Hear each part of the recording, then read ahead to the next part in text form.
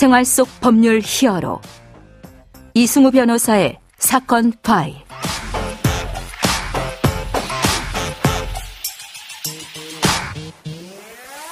안녕하세요. 이승우 변호사입니다. 각종 사건 사고에서 여러분을 구해드리겠습니다. 오늘 열어볼 사건 파일은 학교 폭력 가해자 누구인가입니다.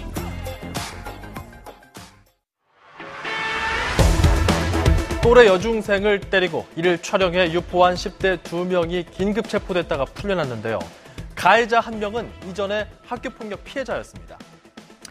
사건 파일 오늘 주제는 학교폭력의 가해자와 피해자 구별 기준입니다. 저도 이제 아들이 이제 초등학교에 곧 입학하게 됐는데요. 가장 걱정되는 건 학교폭력 피해자 또는 가해자가 되지 않을까, 이런 부분입니다. 학교폭력에 대해서 법무법인 법승 고경환 변호사와 함께 자세히 알아보도록 하겠습니다. 안녕하세요, 변호사님. 네, 안녕하세요. 변호사님, 그 드라마 더 글로리 보셨습니까? 네, 저는 간만에 몰입해서 본 드라마라 그 자리에서 다 보고 이제 파트 2가 나오기만을 목이 빠져 기다리고 있는데요. 네네. 한편으로는 실제 있었던 학교폭력 사건들을 각색한 것이라 해서 많은 생각이 들었습니다. 네네네. 자, 정말 저도 학교폭력 걱정이 이만저만이 아닙니다. 네네. 최근에 이제 운동계, 연예계, 잇따라서 계속 학폭 폭로가 터져 나오고 있죠. 또 한 유튜버는 본인이 학교폭력 피해자다 이렇게 밝히기도 했고요. 또 학교폭력에 대한 주변 우리나라뿐만 아니라 전 세계의 관심이 점점 더 증폭되고 있는 이런 상태인데, 자, 오늘 우리는 어떤 내용을 다루게 됩니까? 네, 말씀하신 것 같이 최근 인기 연예인 등에 관한 과거 학교폭력 폭로가 이어지고 있습니다. 네네. 그런데 이 중에 오히려 학교폭력 폭로자가 학교폭력 가해자이며 자신은 그것에 대응한 것일 뿐이다라고 하거나 사촌동생을 괴롭히던 학교폭력 가해자를 응징한 것에 불과했다고 해명한 사례가 눈에 띕니다. 예, 그렇게 되는 상황들도 꽤 있을 것 같아요. 네, 그렇죠. 네. 학교폭력 가해자, 피해자 구별이 명백한 경우도 존재하지만 네. 위 사례들과 같이 가해자와 피해자의 경계가 불분명한 경우도 존재하는데요. 네. 오늘은 학교폭력 사건의 가해자와 피해자의 구별 기준을 살펴보고 예.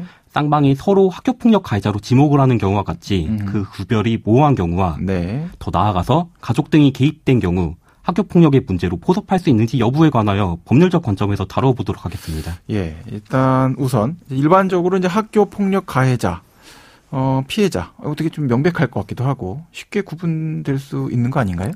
네, 학교폭력 가해자, 피해자 구별이 명백한 경우는 네. 사실 일반적으로 흔히 생각할 수 있는 학교폭력 사건의 양상이라고 할 것입니다. 네. 이를 법률적으로 포섭하기 위해서는 학교폭력 예방 및 대책에 관한 법률을 살펴보아야 할 것 같습니다. 네네. 먼저 학교폭력 예방법 제2조 제1호에서는 학교 내외에서 학생을 대상으로 한 발생한 상해, 예. 폭행, 강금, 예. 협박, 따돌림 등 다양한 형태의 가해 행위를 예시하며 네. 이에 의하여 신체, 정신 또는 재산상의 피해를 수반하는 행위를 학교폭력이라고 정의하고 있습니다. 네네. 그리고 동조 제3호에서는 학교폭력의 가해 학생을 가해자 중에서 학교폭력을 직접 행사하거나 네. 그 행위에 가담 학생이라고 정의하고 있고요. 예. 제4호에서는 피해 학생을 학교폭력으로 인하여 피해를 입은 학생을 말한다고 각 정의하고 있습니다. 학교폭력 예방법에 정의하고 있는 가해자, 피해자 이 구별 기준 관련해서 좀 더 우리가 이야기를 나눠봐야 될 것 같습니다. 네네.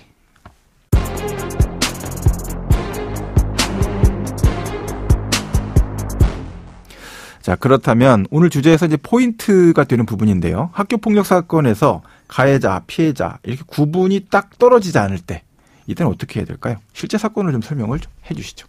먼저 2017년 9월 충남 부여의 한 중학교에서는 한 학생이 학교 예. 음악실로 가던 도중 고의로 길을 막고 가방으로 손을 치며 괴롭히던 다른 학생과 시비가 붙었습니다. 네.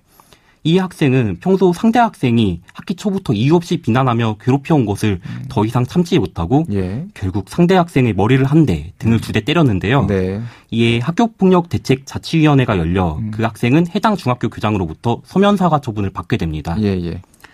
그런데 해당 학생은 평소 상대 학생의 지속적이고 일방적인 괴롭힘에 대한 방어행위로 정당방위한 것이라고 주장하면서 네. 서면사과 처분의 취소를 구하는 행정소송을 제기합니다. 네. 2020년 전의 것이라서 이제 학교 내에서 학교장이 학폭 처분하는 네, 그런 이때의 사건입니다. 얘기죠. 예. 또 다른 사건은 어떤 내용입니까? 네, 2021년 10월에는 창원의 한 고등학교에서 한 학생이 육설을 하며 다른 학생의 다리를 걷어차고 얼굴을 2차례 때려 전치 3주 진단을 받은 일이 있었습니다. 네네. 그런데 학교폭력대책심의위원회는 폭행을 당한 학생도 상대방 학생의 무릎을 발로 한 차례 찬 사실을 문제 삼으면서 두 학생 모두를 가해 학생이자 피해 학생으로 구분하고 이들 모두에게 사모 처분인 교내봉사 처분을 내렸습니다. 네네. 이에 대하여 먼저 폭행당한 학생 측은 상대방 학생의 폭행에 대한 정당방위에 불과했던 취지로 학폭위의 처분을 취소해달라는 행정소송을 제기하게 됐습니다. 네, 일방적인 폭력이 아니라 서로 이제 주고받았던 폭력이 있었다라고 볼 수 있는 이런 사안들인데요. 법원은 어떤 판단을 했습니까? 네, 두 사건 모두 먼저 가해 행위를 시작한 상대방 학생에 대한 정당방위를 이유로 하여 학교폭력 관련 처분의 각 취소를 구하는 행정소송을 제기한 것이었는데요. 법원은 두 사건에 대하여 각기 다른 판단을 하였습니다. 결론이 다르군요. 네, 그렇습니다. 네. 우선 음악실로 가는 길을 막으며 괴롭히던 상대 학생을 폭행한 사건. 네. 여기에 대해서 대전지방법원은 서면사과 처분에 위법이 없다고 판단하였습니다.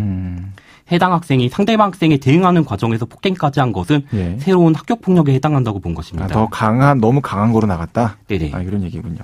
두 번째 사건은 어떻습니까? 네, 자신을 폭행하는 상대 학생을 발로 한 차례 찬 사건에 대해서는 창원지방법원은 학폭위가 기본적인 사실관계를 잘못 파악했다며 교내봉사 처분을 취소하는 판결을 하였습니다. 해당 학생이 고의로 상대방 학생의 무릎을 때렸다고 보기는 어렵고 가해 학생의 폭력에 대하여 소극적인 저항 행위로 이루어진 것이라 학교폭력에 해당하지 않는다고 본 것입니다. 네, 이제 두 사건에 대해서는 다른 판단이 나왔는데요. 자, 어떤 행위가 저항이냐, 이걸 또 다른 폭력으로 봐서 이거를 학폭으로 처리를 해야 될 것이냐, 이런 판단이 좀 중요할 것 같이 보이네요. 네, 법원에서 형법상 개념인 정당방위 법리를 행정처분, 학교폭력 관련 처분에도 그대로 적용하였다 보기는 어렵지만 학교폭력 가해 행위의 양상과 그에 대한 대응 행위의 상당성을 비교 형량하여 판단한 것으로 보입니다. 정당방위 법리 한국이 너무 좁다라고 비난을 많이 받잖아요. 네, 그렇습니다. 네, 그런 점이 적용됐는데 불구하고 어떤 사안 어떻게 평가했는지 좀 말씀을 좀 들어보겠습니다. 네, 먼저 서면사과 처분이 정당하다고 판단한 앞 사건에서는요. 법원은 상대 학생이 말로 시비를 걸고 단톡방에서 비방하는 등 괴롭힌 사실을 인정을 하긴 했습니다. 그러나 직접 신체적 폭력을 행사하지는 않았기 때문에 이에 대응하는 과정에서 폭력을 행사한 것은 그 방법이 지나치고 따라서 이 역시 새로운 학교폭력에 해당한다고 본 것입니다. 더욱이 해당 학생이 받은 처분이 1호 처분인 서면 사과로 가장 가벼운 처분이었던 점도 고려된 것으로 보입니다. 반면 교내봉사 처분이 위법하다며 취소된 뒷사건에서는 법원이 상대방 학생이 직접 신체적 폭력을 행사하고 있는 도중에 해당 학생이 한 차례 상대방 학생의 무릎을 친 것은 폭행을 막기 위한 불가피한 저항에 불과하고 그 방법이 지나치다 볼 수도 없다는 취지로 판단한 것입니다. 특히 해당 학생의 경우 가해 학생과 기간의 차이만 있을 뿐 동일한 사모 처분인 교내봉사 처분을 받았는데 이 처분이 상대적으로 무거운 처분이었던 점도 고려가 된 것으로 보입니다. 결국 쌍방의 피해와 가해가 공존하는 경우에는 일률적으로 판단하기는 어렵긴 하지만 가해 행위의 양상과 대응 방법의 상당성에 따라 쌍방의 학교폭력인지 여부가 결정된다 할 수 있겠습니다. 참 간단치 않네요. 학폭 사건에 학부모들이 개입하면서 이제 문제가 더 크게 되는 이런 경우들이 있죠? 네, 그렇습니다. 사실 학교폭력 예방법은 가족이 개입하는 경우까지 예정하고 있지는 않기 때문에 이 경우 형법 등에 따라 형사처벌에 문제가 발생할 수 있습니다. 실제로 작년 6월 대전에서는 아들을 때렸다는 이유로 학교폭력 가해자를 찾아가 폭행한 30대 아버지가 상해 혐의로 벌금 150만 원을 선고받기도 했고요. 며칠 전 부산에서는 반대로 학교폭력 가해 학생의 부모가 피해 학생의 부모님의 직장에 찾아가 학교폭력 허위 신고를 하였다고 소리치며 유인물을 배포한 혐의로 명예훼손으로 벌금 500만 원의 약식 명령을 받기도 하였습니다. 참 이게 일이 심각해지고 있는 부분이 있는데 자, 오늘 학교폭력 가해자와 피해자 구분 어떻게 할 것인가 이 부분에 대해서 법적으로 이야기를 좀 나눠봤는데요. 마지막으로 변호사님, 이 법률적인 조언, 팁 이런 걸 좀 하나 주고 가시죠. 네, 학부모님들 중에 자녀들에게 친구들이 괴롭히면 참지 말고 대응하라 이렇게 교육하시는 분들 많을 것입니다. 문제를 해결하려는 과정에서 감정이 격해져 과도한 대응을 하게 될 여지도 상당하기 때문에 학교폭력 사안에 사적인 제재를 가하는 것은 가급적 자제하시고 공식적인 학교폭력 처리 절차를 통해 사안을 해결하시고 필요시 전문가들의 도움을 받는 것이 적절하다 할 수 있겠습니다. 지금까지 고경환 변호사와 함께했습니다. 오늘 말씀 고맙습니다. 네, 감사합니다. 생활 속 법률 히어로 이승우 변호사였습니다. 내일도 사건에서 여러분들을 구해드릴 사건 파일 함께 알겠습니다.